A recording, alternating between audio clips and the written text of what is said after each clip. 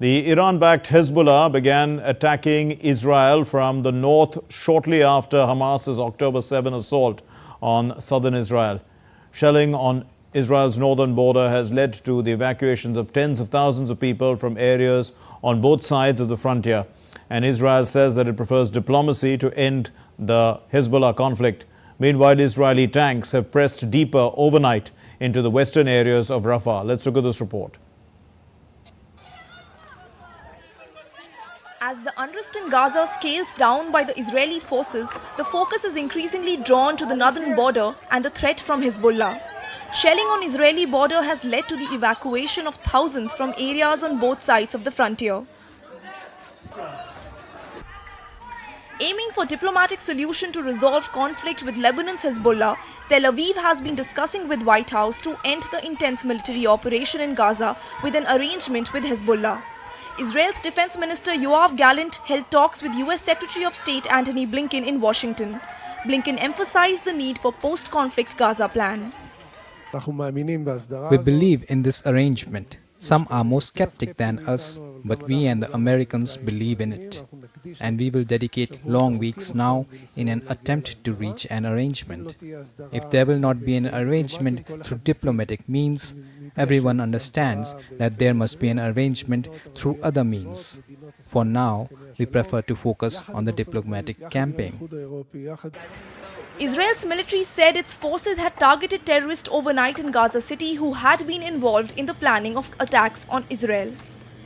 Earlier, Israeli Prime Minister Benjamin Netanyahu said that the phase of intense fighting against Hamas in the Gaza Strip was coming to an end, but that the conflict would not end until the group no longer controls the Palestinian enclave. If there is an agreement, it will be an agreement according to our terms. And our terms are not to end the war, to leave the Gaza and leave Hamas as it is. I refuse to leave Hamas as it is. We need to eliminate it. Germany on Tuesday announced $20.3 million more aid to Gaza. With more than 8 months, international mediation backed by the United States are yet to reach any ceasefire agreement to end the conflict. Tripti Tripathi reporting for DD India.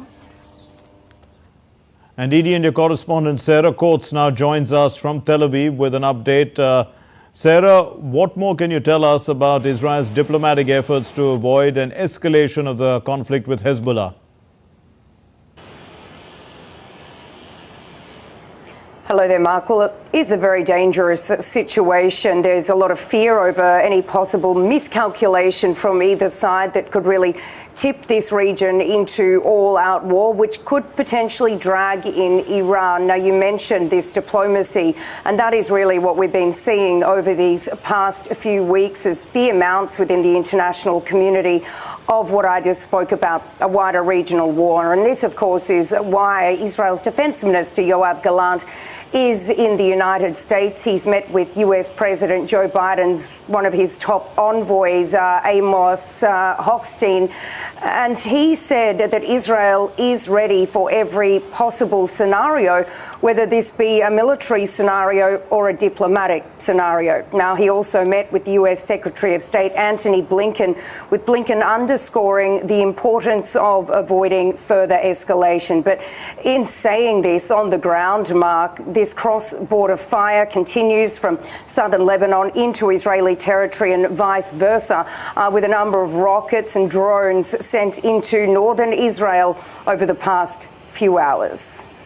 Also, Sarah, what's the update on the situation in Gaza?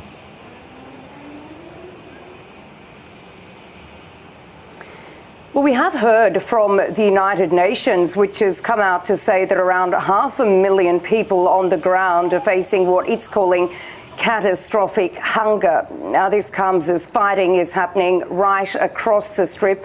We did hear from the Israeli Defense Forces. It came out a little earlier today saying that it hit a number of Hamas operatives that were involved in these October 7 attacks. Also, people, it says, were involved in the taking of Israeli hostages. Now, these airstrikes happened in Gaza City, with the military saying that it carried out aerial surveillance and used precision munitions to avoid harming civilians. Now, we do understand that at least 10 Palestinians were killed. One of those the sister of Ismail Haniyeh. He is the head of Hamas's Politburo based generally in Qatar. But we are hearing reports that these 10 people were all members of Ismail Haniyeh's family. So certainly fighting is continuing right across the strip. We've been hearing from the military saying, though, that rather than large-scale operations now, they are carrying out more pinpoint targeting. Sarah Coates in Tel Aviv, thanks very much.